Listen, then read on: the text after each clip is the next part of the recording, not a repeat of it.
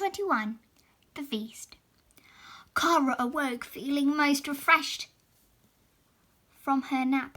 It's time to go scavenging, she thought as her tummy rumbled loudly, and crawling out from her hiding spot, she began her search for food. What's a cockroach doing in that commercial?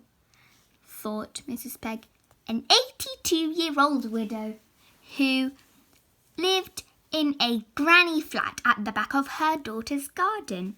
Fancy advertising a cockroach with a breakfast cereal, she said to herself, rather disgusted. What'll they think of next? Cara crawled off the television screen and scrambled across the soft, darkly coloured carpet until she had reached an area of tiled floor. And climbing up some drawers,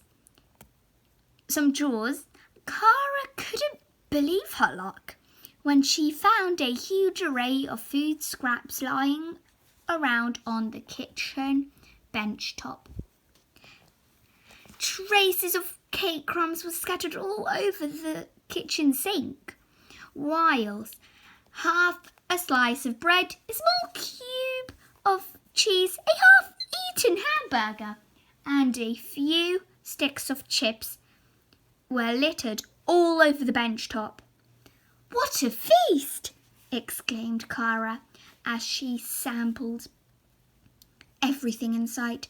Cara ate and ate until she could not eat another bite. Meanwhile, Mrs. Peg turned off the television after the movie that she'd been watching had come to an end and prepared herself for bed. She removed her dentures from her mouth and carefully dropped them into a glass, half filled with water. Placing her walking stick by her bedside table, she climbed into bed and was soon fast asleep. Since Cara was no longer hungry and didn't have to spend time looking for food, she decided to explore her new surroundings instead. Climbing up the kitchen wall, she crawled onto the ceiling and scuttled across towards Mrs. Peg's bed, which lay in the far corner of the tiny flat. Crawling onto the side curtains, which hung neatly over the corner window, she carefully slid her way down as if on a slide and landed right on top of the bedside table. Cara immediately noticed a mysterious object floating inside the glass, and being the curious little cockroach that she was, Cara decided to investigate. Carefully crawling up the sides of the glass, she peered over the edge and accidentally slipped inside, landing right on top of Mrs. Pig's dentures. Oh no, thought Cara as she floated around, rocking back and forth and from side to side as if in a boat. How am I ever going to get out of here? She wondered. Cara panicked. She tried to maneuver the dentures as close to the edge of the glass as possible by swinging firstly in one direction followed by the other. But every single attempt resulted in failure. Suddenly, Cara came up with an idea. Using her antenna as a rope, she carefully hooked them onto the rim of the glass, and heavying herself up, she finally managed to reach the top. That was lucky, she said to herself as she crawled onto Mrs. Peg's bed. Chapter 22. Cara meets Mrs. Peg. Cara scuttled across Mrs. Peg's soft and cosy blanket until she had reached her pillow. Crawling into Mrs. Peg's hair, she quickly found herself entangled in a grey wiry clump. But Cara found that the more she struggled to free herself, the more entangled she became. Cara began to panic.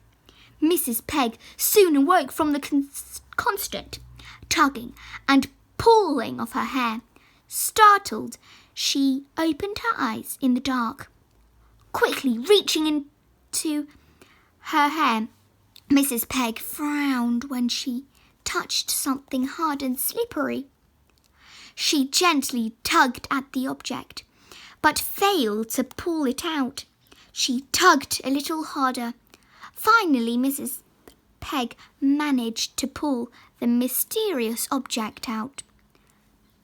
Straining her eyes in the dark and unable to see clearly, Mrs. Peg tried to make out what it was that she was holding. Turning on the bedside lamp, Mrs. Peg shrieked when she saw that she was holding a cockroach in her hand. She instantly threw Cara to the floor in fright. Cara quickly ran under Mrs. Peg's bed to hide. Meanwhile, Mrs. Peg had picked up her walking stick and, bending over, spotted Cara underneath her bed. "There you are!" exclaimed Mrs. Peg as she poked her stick around vigorously at Cara. Mrs. Peg was trying her hardest to squash Cara and was hoping to hear the sound of her shell crunching from the impact of her walking stick. Running from side to side and zigzagging all over the place, Cara desperately tried to avoid being hit. Fortunately, she managed to escape. Scuttling off towards the kitchen, she quickly crawled underneath the fridge to hide. Cara breathed a sigh of relief. "Now, where has that sneaky little cockroach gone?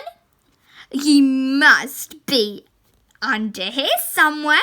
I saw you only a moment ago," said Mrs. Peg, who's still searching for Cara under her bed. "Oh well, I'm sure I'll find you in the morning," she mumbled to herself, yawning as she climbed back into bed and fell fast asleep once more.